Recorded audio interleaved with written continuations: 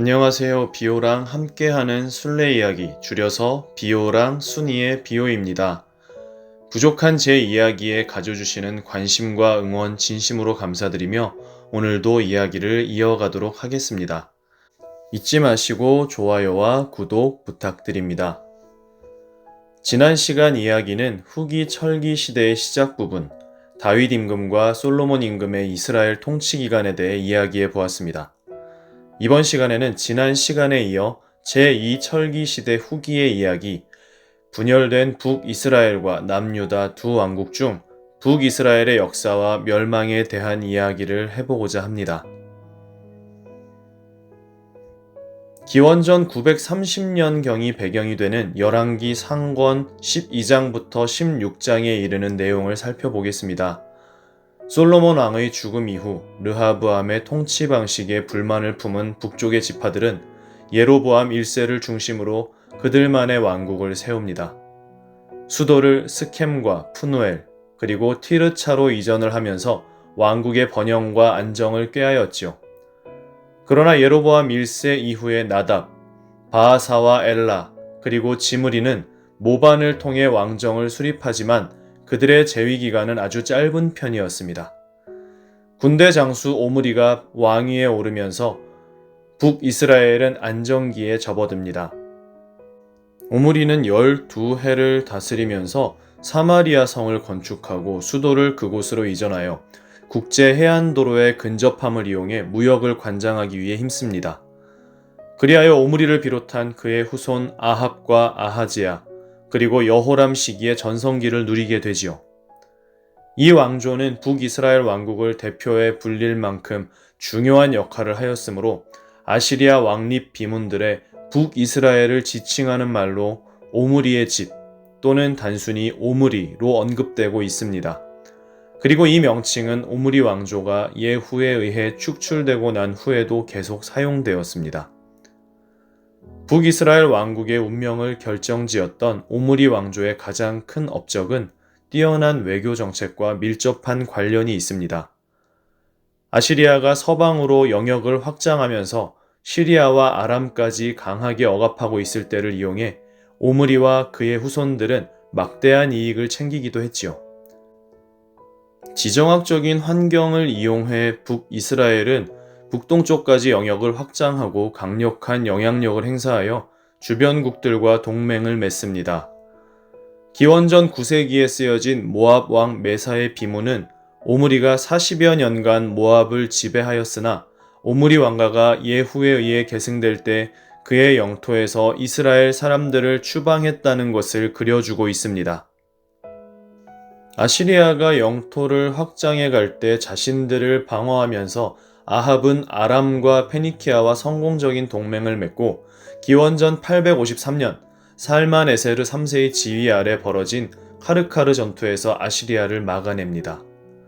열왕기 상권 16장 31절과 32절에서 아합은 성경 전통에서 악녀로 악명이 높았던 페니키아 공주인 이제벨과의 결혼을 통해 페니키아와의 정치적 동맹 관계를 확고히 하기도 했습니다.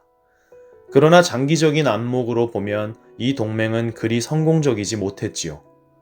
내분이 일어나고 외부로부터의 압박이 극심해 기원전 9세기 중반 내내 불협화음이 끊이지 않았습니다. 그러다가 오므리 집안은 예후의 군대에 의해 장악되고 말았습니다. 오므리 왕가를 축출한 예후와 그의 후손, 즉 여호아하즈, 여호아스, 예로보암 2세, 그리고 즈카르야는 자신의 왕조의 장기 집권과 번영을 위해 먼저 외교 정책의 방향을 바꿉니다. 이웃 나라들과의 동맹을 맺어 아시리아에 대항하기보다는 살만에세르 3세에게 굴복하여 그의 환심을 사기 위해 조공을 바치는 방법을 선택합니다.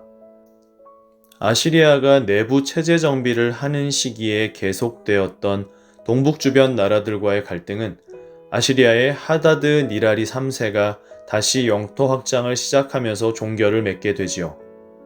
대략 기원전 810년에서 740년에 이르는 이 시기에 예후와 그의 후계자들의 정책은 큰 결실을 맺습니다.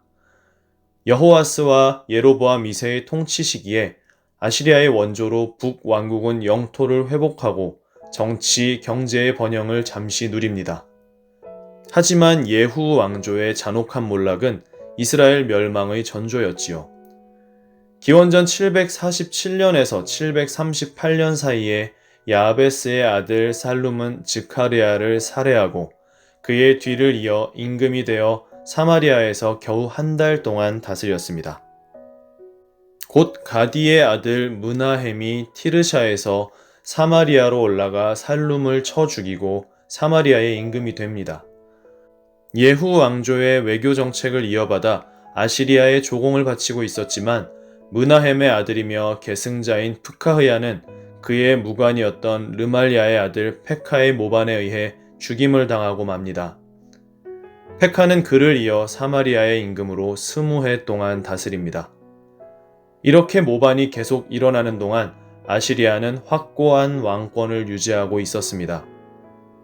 페카가 다스리던 시기에 아시리아 임금 티글랏 피레세르 3세는 왕권을 획득하자마자 즉시 서방 세계로 진출을 시도합니다. 이때가 기원전 745년경입니다.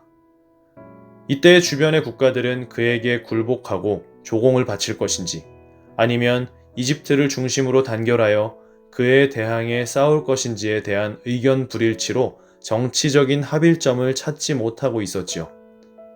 이런 진퇴양난의 상황은 돌연 정책을 바꾸게 했고 왕위 계승 문제로 야기된 소요는 북이스라엘의 종말을 앞당깁니다.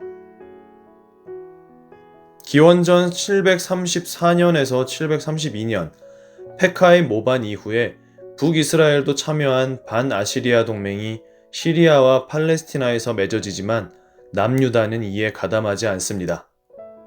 복잡한 정치적 상황과 동맹국들 간의 여러 이견 속에서 북이스라엘은 남쪽으로 영역을 넓히는 것을 택했고 남유다를 정복하기 위해 표면상으로는 다마스쿠스와 동맹을 맺으려 모색을 합니다.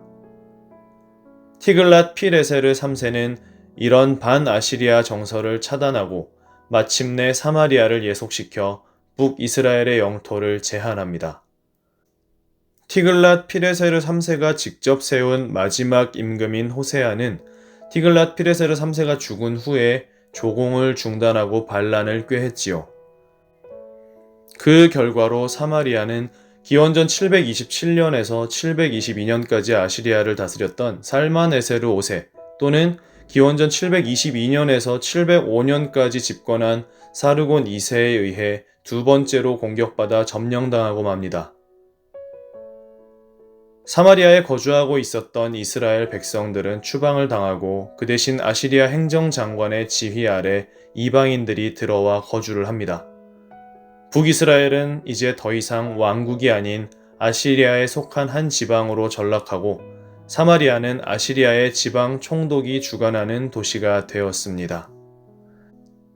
오므리와 예후 가문이 통치를 했었던 140여 년의 기간은 북이스라엘이 전성기를 누렸던 시기였습니다.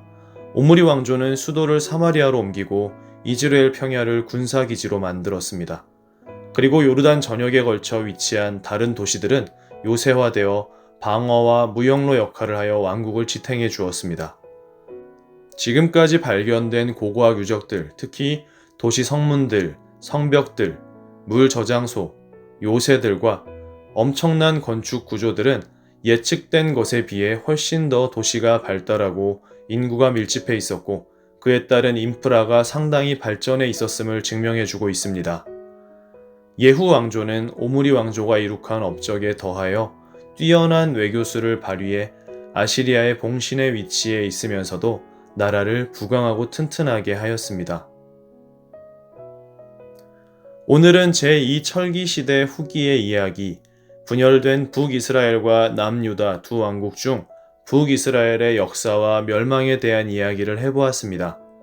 이번 시간은 여기서 인사를 드리고 다음 시간에는 남유다 왕국의 역사와 멸망에 대한 이야기를 해보고자 합니다. 이어질 이야기에도 많은 관심 가져주시고 오늘도 끝까지 이야기를 들어주신 모든 분들 고맙습니다. 여러분과 여러분들의 가정에 유일하시며 사랑이 넘치시는 하느님의 은총과 평화가 가득하시길 기도합니다. 비오와 함께하는 순례 이야기, 좋아요, 댓글, 구독, 알림 설정 잊지 마시고 다음 시간에 다시 찾아뵙겠습니다.